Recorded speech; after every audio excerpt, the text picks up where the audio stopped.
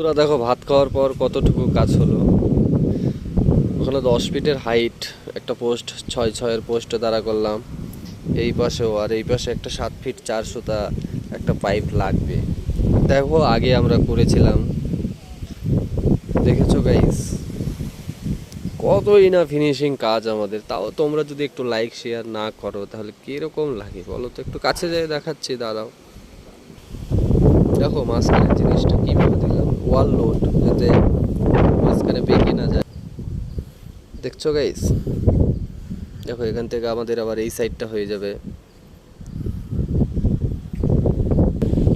এখান থেকে পুরো 45 ফিট লম্বা আছে জায়গাটা, বুঝলে গাইস।